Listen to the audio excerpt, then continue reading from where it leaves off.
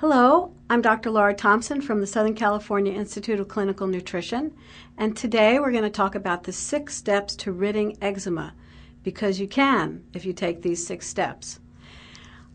Now, eczema is something that a lot of people deal with, and it's extremely uncomfortable. So if you suffer from red, scaly, dry, and very itchy skin patches, could be on the elbows, on the back, on the knees, a lot of the joints, some people even get it in the scalp, then you may be dealing with eczema or what they call atopic dermatitis.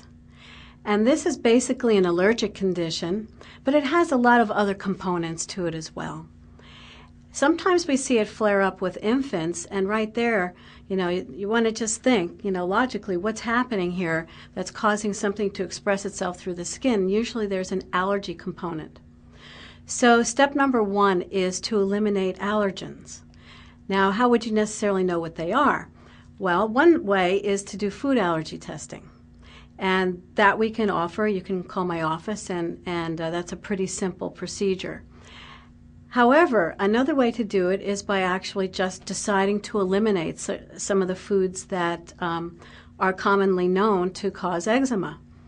The most common source would be gluten, and that would be found in wheat, and that includes whole wheat and white wheat products, and also barley and rye.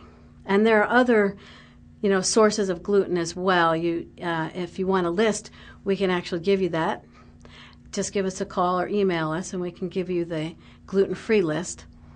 But eliminating wheat would take away a huge amount of the gluten in your life. And you can sort of do your own experiment, eliminating breads, pastas, cereals, and then, of course, desserts, baked goods, which all come from flour. So the second real important allergen to eliminate is casein, which is in milk products. So dairy. Drinking milk is out of the question. Ice cream. All of the dairy foods need to go by the wayside if you're going to do this experiment. And eliminate them for a good 30 to 90 days. Usually you'll see the skin start to clear up.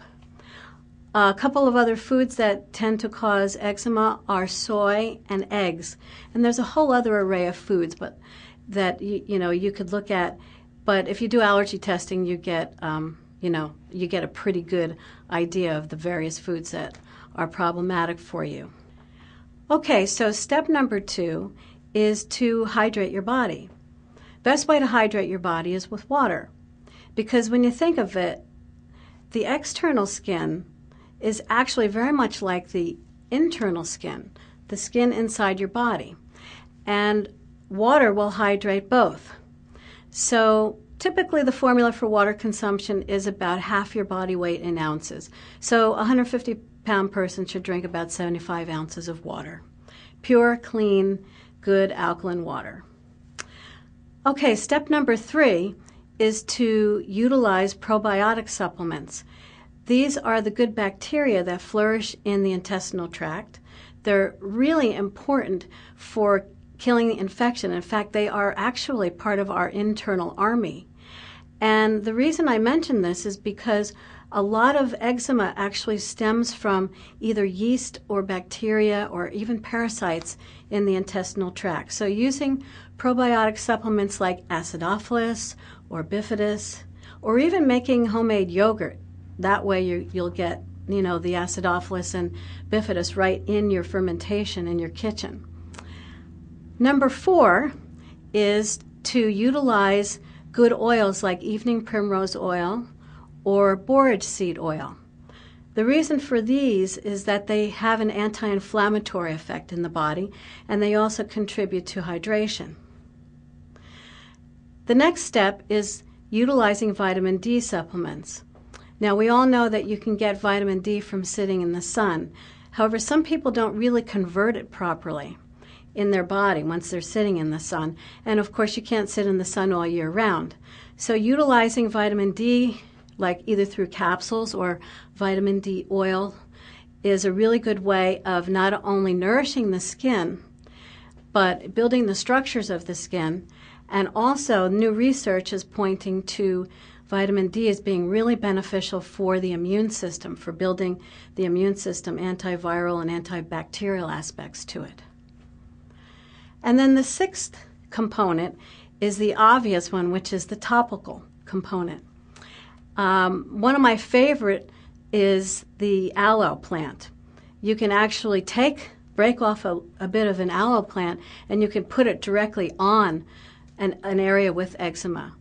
And then, of course, you have aloe products that you can get in your health food store. But I really love it when people drink food-grade aloe because, as I mentioned earlier, you have internal skin. And if you use the food-grade aloe in liquid form, then you can actually nourish the internal skin, which helps to benefit the external skin. And then, of course, there are other topicals that include hyaluronic acid, MSM creams, and we have a special ozonated gel, which is really beneficial for eczema. So there you have it, the 6 steps to ridding eczema. Good luck with it.